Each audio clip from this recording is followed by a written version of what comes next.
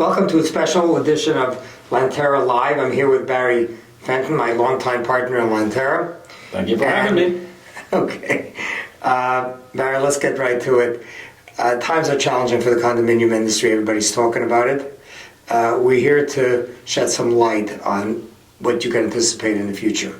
Well, in life, we know that things don't go straight up. We had a great run. But, Mark, I think, we're way past the worst part of it. And there's no question that the market has been tough over the last 2 years. COVID didn't help. But I'm very, very bullish now that we are going to get through the end of this nightmare, and we're going to push forward and do really well over time. Be patient. You have to be patient. So let's put the ingredients together. On one hand, you have a glut of well over 20,000 units that a lot of people are trying to get out of. There's resales. There's no new supply, and that's going to hit the market.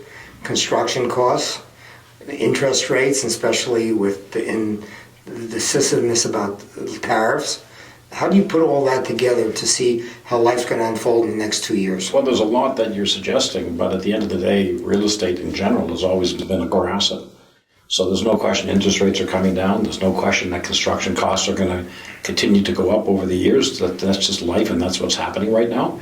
The oversupply of inventory right now is going to be, I believe, going to be very short-term, Mark. And I think that over the next year, we'll go through a lot of that inventory. There's no question people are fire selling stuff. It's the normal process in times of this, in this matter. But once we get through it, I think that our real estate platform has succeeded for 25, 30 years, and we were together partners now since the late 1990s. So we've lived through some of this stuff. Well, what are you thinking? I'm curious. You mentioned low interest rates, you mentioned oversupply. What's your gut telling you? Well, I could tell you if your kid has a few $100,000 and wants to invest it wisely, he could put it in the stock market, or he could buy the cheapest condo that replacement cost is well over what he would pay for it today. So, the rents are a little bit lower if he wants to buy it for investment, but he'll never, ever get as good a deal as he's going to get today. Well, I want to just tell you, I have a unit at 11 Wellesley that I put up for lease 2 days ago, and I ended up getting something like 9-10 offers. Now, granted, I wasn't asking $4,400 like I was 2 years ago. I was asking $4,000 or $3,900. Lots of activity, Mark. I really believe that. And something, think about New York. You've done development in New York. Tell me what you think about the New York market and when it corrected back 3 years ago, where condominiums that were selling at $2,400 a foot went back down to $1,600. So smart money bought the units really cheap, and today they're sitting back and the values are way past even $2,200, $2,300. I mean, what do you think about that? Is that not a good example of seeing how a market craps out or corrects and then comes back? Well, it's a proven scientific fact over the last centuries that more people made money from a bad time going into a good time than a good time going into a bad time. That's correct, but there's something else you haven't mentioned, and that is that our class of asset has done well for 20, 25 years. And right now, you're right. If you buy now, great. You're going to really be bottom fishing, and you're going to do really, really even better. But if you buy our asset today and own it for the next 15 years, I'm pretty sure you're going to do very well. I'm actually positive you are going to. So I think you got to concentrate on Toronto as part of Canada, as part of the larger geopolitical discussion. There's a lot of crap going on in the world today. That it is. No doubt about it. We're going through particularly now as we tape this. But of all the places in the world, is there any place you would rather live? Maybe live with you, Bedford. But no, I mean... No, seriously, it's not, we don't have a Caribbean beach here, but if you think about the government, the people, stability, very few places in the world that would attract people. We have to fix our immigration policy, no doubt, which I think is going to happen. Mm-hmm. Canada does need a population growth, and I think governments, whether it's of this stripe or the other stripe, they're going to start opening up to qualified immigrants, and they're going to need places to live. And we're going to take advantage of our great hospitals, our great people, workforce, intelligent workforce. That's not going away. I was talking to a friend today who's a chief emergency doctor at one of the big hospitals downtown. He was telling me how fantastic the medical system here is in Canada. Think about it. I know we have government issues all the time, and are we happy with the Liberals or the Conservatives? But Canada, and especially Toronto, is a pretty safe place to be still. Even with, the political mayors and stuff, I think it's a great place to live. And I personally was planning to do a holiday at the beginning of next month, and I was going to go to California. I shut it down. I actually don't want to travel to the States right now. Whether it's because I don't like how Donald Trump behaves or whether I just don't like the whole issue there.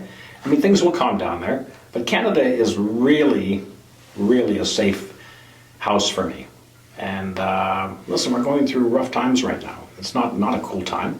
But the nice thing about this is you and I aren't the only ones going through it. There's people in tiling businesses, there's people in manufacturing businesses. I had lunch last week with the #1 auto supplier in North America, an Italian good friend of mine, and he was telling me that he's down 80% in revenue, and he does literally tens of millions of dollars a month, and he's not in the real estate game. So we're all hurting right now, but the next 12 months will be way better, I believe. And I think that if you have some extra cash, go ahead and buy stuff that's discounted by 30% right now, because 2 years from now, you're not going to see that anymore. And you're going to go back to the formula. And the truth of it is, I believe values are going to pick up really fast in value. I run the construction stuff here, and I don't see any softening in the construction costs with respect to 20-30% off. I don't see it. What do you think? Well, I think the tariff hullabaloo is going to settle down. Mm-hmm. And once it does, we're going to get back on our trajectory of downward movements on the interest rates, which are going to help. And it is going to settle because it's not sustainable as it is right now. So there's certain gamesmanship going on. That's going to happen. Construction costs are softer now, and there are going to be very few starts. In 2 years, there's going to be no inventory. All of the current inventory is going to be sopped up by smart money who's going to snap up bargains. And anecdotally, there's quite a few deals where people buy stuff in blocks at very discounted prices for people that they have to sell. And those guys are buying it on the basis that those units are going to go up very significantly in the next few years. But Mark, we're amplifying right now, like even talking about the fact that there's some inventory out there and people are wholesaling it. I mean, think about our conversation. We'll be looking at this tape 2 years from now and we'll be saying, that's what we spent our time talking about? Like, it's just they're not jiving, the whole concept. So right now, we talk about misery because, things are tough. A year or 2 years from now, there's not going to be that conversation. So if you have money, put it out now. No question, there's great deals. You're never going to find deals like this. This is like going to Hudson Bay and buying, stuff at 80% off or playing the Monopoly board and being able to over-leverage your asset right now at Park Place. I mean, that's great. But a couple of years from now, we're going to be back to normalcy, and it's going to even be a stronger market, I believe, than it has been. So, both of us are old geezers, and we've been around. Hey, come on, you're calling me an old geezer. And wow. No, we are. And we've been around in the late 80s when the world went to pot. And we're learning a lot. And I can tell you personally, I watched a lot of large companies going under at that time. And we kind of learned from it, and we made sure we were careful. We didn't do anything stupid. And the companies that came out of it came out stronger than ever before. That's when we started our company, Lanterra, at the late 90s. That's right. And it was coming out of that recession. We had a straight run for about 25 years. So, you know what, we have to stop and take a breath, and we understand that. We anticipate it because of our own experiences. But I think that's going to happen again. It's going to take a little while to reset, as you talked about it. But when it resets, it's going to reset with a vengeance. So do you think 2 years from now, would you agree with me that, instead of doing, 4,000 sales a year in condo sales, we'll be back to doing 20, 25? Like, everyone's talking now about the market getting back, and like the Elon Musk super satellite thing is going to take off. Like, people are really thinking, they're thinking now forward thinking. Well, it may not go back immediately to the heights of sales, several years ago, but it's certainly going to go back to a sustainable level. And quite frankly, for long-term developers, you don't want it to be crazy because you don't want to have these extreme ups and downs. it has to go up and down gradually because that's the cycle of real estate. But it's not in our interest, it's not in the buyer's interest, it's not in the trade's interest for there to be such erratic moves and stuff. So if it just sort of like sails up slowly and gently, people have to have confidence more than anything else, which I think it'll take a while to do. I don't think it's a question of economics right now. I think it's a question of confidence, of market confidence. 100%. I think confidence, this is nothing, like if we were going to have a chat today and we weren't owners together of Lanterra for 25 years, this has been a great run, will continue to be. I would say, Mark, like we could talk about any business right now. Everyone's hurting right now because there's just a lot of political uncertainty throughout the world and other uncertainty. But I have a different point of view than you do. I'm sorry, with respect to the future, and that's why we've been hanging out together for so long. I think that I don't see softening in construction costs. I think that there's still a zillion people floating around wanting housing. There's a lot of cash sitting around in bank accounts right now. And people know that over the long haul, by investing in real estate, and it's not only just to be an investor, it's the fact that people want ownership.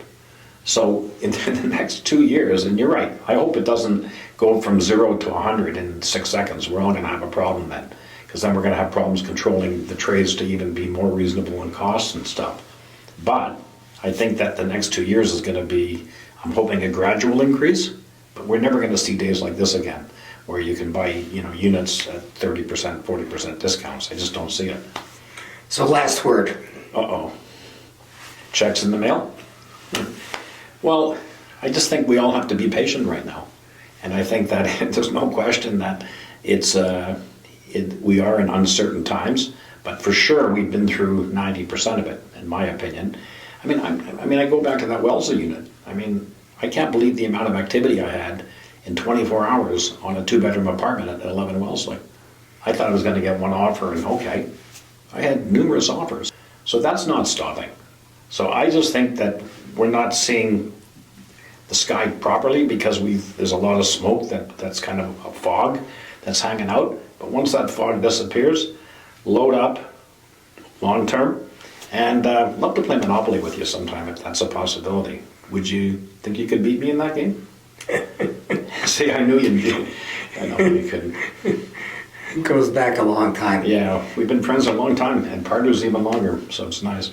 But Mark, listen, so hang in there, and I'm sure we'll be doing this every once in a while. Yeah, that's tell our great. listeners what we think. Yeah, and Mark, I must say that I listen to you because you remind me of on the piano, that thing that kind of goes right to left and it's consistent. So you've always been the calming force in our relationship, and I'm not saying it just to say it, but I think you deep down as well believe that we're through the worst and that the market will, forget about the market, the economic feeling around the world and confidence of simple people like us will get way better as things will stabilize.